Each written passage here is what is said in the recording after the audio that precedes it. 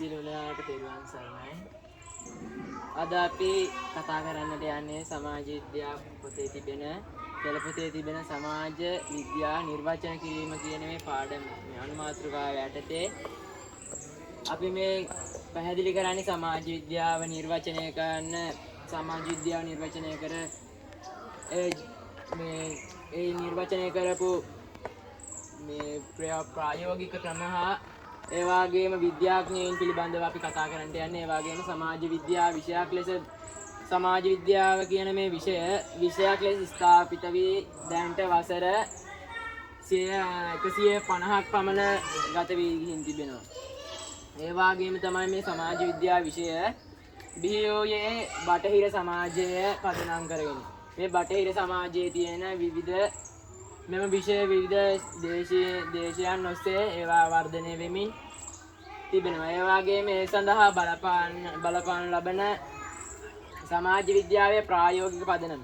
මේ සමාජ විද්‍යාව කියන මේ බටහිර සමාජය පදනම් කරගෙන මේ බිහි වූ සමාජ විද්‍යාව මේ සමාජ විද්‍යාවට බලපෑවේ සමාජ විද්‍යාවේ තියෙන ප්‍රායෝගික පදනම. ඒ වගේම තමයි න්‍යාය හා සංකල්ප වලින් ඔබට ගියපු මේ සමාජ විද්‍යාව ඔබට ගොස් සමාජයේ අවශ්‍යතා ඉටු කර ගැනීමට ප්‍රායෝගික ක්‍රමයක් ඒවා මේ සමාජ විද්‍යාවේදී දක්වනවා. ඒ වගේම විශේෂයක් බවට සමාජ විද්‍යාව පත් වෙනවා. ඒ සමාජ විද්‍යාව විෂයක් බවට මේ සමාජ විද්‍යාව පත් වෙනවා.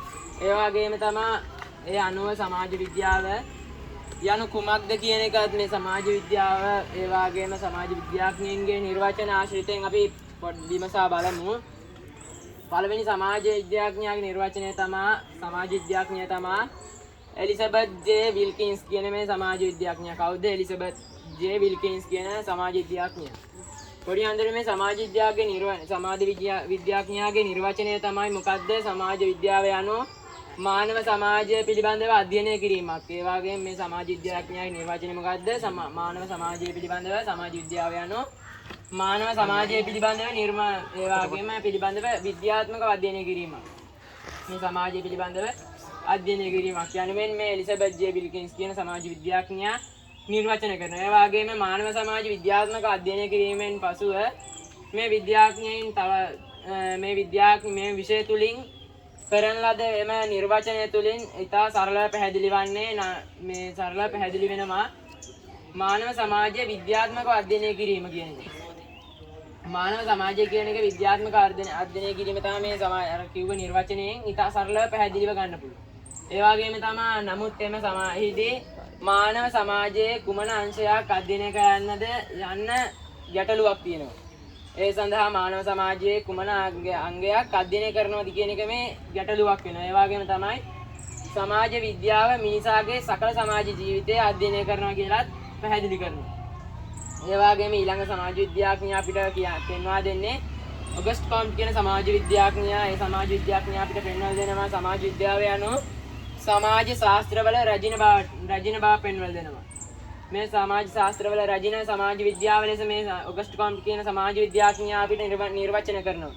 ඒ වගේම මෙම නිර්වචනය තුළින් සමාජ විද්‍යාව මිනිසාගේ සමාජ ජීවිතයේ සෑම අංශයක්ම මිනිසාගේ තියෙන සමාජ ජීවිතයේ සියලුම අංශ අධ්‍යයනය කරන බවත් මේ සමාජ විද්‍යාඥයා පෙන්නනවා.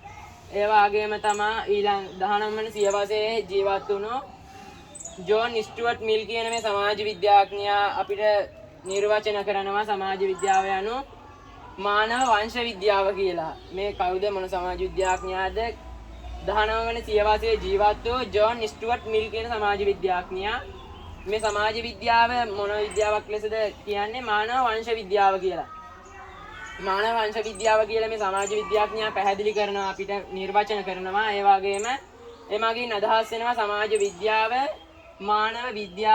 මානව චර්යාව පිළිබඳව අධ්‍යයනය කරන බව. ඒ වගේම සමාජ චර්යාවන් සඳහා බලපානු ලබන විවිධ සාධක තියෙනවා. ඒ සාධක බලපෑමේදී කෙතරම්ද යන්න නිර්වචනය කරනවා සමාජ විද්‍යාඥයා. ඒ වගේම සමාජ විද්‍යාව යනු මොනවද කියලා මේ සමාජ විද්‍යාඥයා නිර්වචන කරනවා. සමාජ විද්‍යාඥයන් විසින් කරන ලැබෙන ඒ නිර්වචන අපිට උදාහරණයක් ලෙස ගන්න පුළුවන් ළමා සමාජානුයෝජනයේදී මේ පවුල කියන සමාජය පෞල් සමාජය නැමැති මේ සාධකයේ කුමන බලපෑමක් කරයිද කියන යන්න.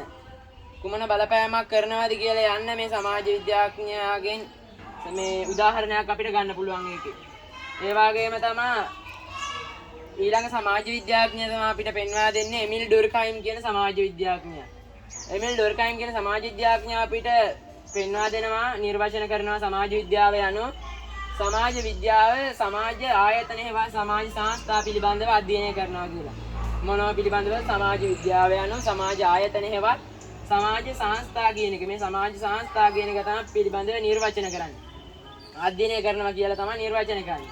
ඒ වගේම මෙමගින් පැහැදිලි වෙනවා සමාජ විද්‍යාව සමාජ පරිසරය හෙවත් ඒ වගේම සමාජ පරිසරය පවත්වාගෙන යාමටත් ඒ වගේම සමාජ අවශ්‍යතා ඉටු කර ගැනීමටත් කෘත්‍යමය බලපෑමක් කරන්නේ මේ සමාජ විද්‍යාව කියන එක. මොකක් කරන්නද සමාජ කෙටියෙන් අපි ගත්තත් එමගින් පැහැදිලි කරන්නේ සමාජ විද්‍යාව සමාජ පරිසරය පවත්වාගෙන යාමටත් ඒ වගේම සමාජ අවශ්‍යතා ඉටු කර ගැනීමටත් කෘත්‍යමය බලපාන කරුණ තමයි මේ සමාජ විද්‍යාව කියන එක. ඒ වගේම තමයි සමාජ සංස්ථා සමාජ විද්‍යාව මගින් අධ්‍යයනය කරන බවත් පෙන්වනවා. මේ සමාජ විද්‍යාව විද්‍යාත්මක අධ්‍යයනය කරන ප්‍රධාන ලක්ෂණයක් වන්නේ ඒ ප්‍රධාන ලක්ෂණ වනවා කිසියම් ගැටලුවක් විද්‍යාත්මකව එමගින් අධ්‍යයනය කරන විද්‍යාත්මකව ඒ පිළිබඳව අධ්‍යයනය කරන සමාජය ඒ උපයෝගී කරගෙන අධ්‍යයනය කරනවා. ඒ වගේම තමයි එමගින් පැහැදිලි වෙනවා සමාජ විද්‍යාව නිර්වචනයෙන් සමාජ විෂයක් අදාළව ඒ අනුව ගැටලු ඒ ගැටලු වලට විසඳු ඒ අනුව ඒ අතරට බලපාන හේතු සාධක ඊට බලපාන ලබන හේතු සාධක තේරුම් ගැනීමට මේ සමාජ විද්‍යාඥයන් විසින් නිර්වචන ඉදිරිපත් කරනවා. ඒ වගේම තමයි උදාහරණයක් ලෙස සමාජ විරෝධතා ඒ වගේම සමාජ චර්යා සමාජ ඇතිවන්නේ අයිද ඒ බලපෑම් ඔස්සේ ඒ වගේම තමයි සමාජ ඇතිවීම කෙරෙහි සමාජ ගැටලු සමාජ විද්‍යාඥයන් විසින් අධ්‍යයනය කරන ලබන ඒ වගේ මගින් සමාජ විරෝධතා සමාජ චර්යා කියන මේ ඇතිවීම කෙරෙහිද තව බොහෝමයක් බලපානවා. සමාජ සාධක අවබෝධ කරගන්නටත් පුළුවන් මේවයි. ඉතින් මේ සමාජ විද්‍යාව බටහිර සමාජ අධ්‍යයනය මේ බටහිර සමාජය උපයෝගී කරගෙන බටහිර සමාජය පදනම් කරගෙන මේ බිහි සමාජයේ බටහිර සමාජයේ තියෙන සියලු සෑම අංශයක්ම අධ්‍යයනය කරලා තමයි මේ සමාජ විද්‍යාඥයින් මේ සමාජ විද්‍යාව නිර්වචන කරන්නේ. ඉතින් මම මේ කරපු මේ පාඩම මම හිතනවා මේ පොඩි හාමුදුරන්ට මම මේ කරපු පාඩම ගැන මොකක් අධ්‍යයනයක් ඇති කියලා දැනුමක් ලබා ගන්නට ඇති කියලා මම හිතනවා. ඉතින් අදින් මේ පාඩම අපි අවසන් කරනවා. සියලුම දෙනාට තෙරුවන් සරණයි.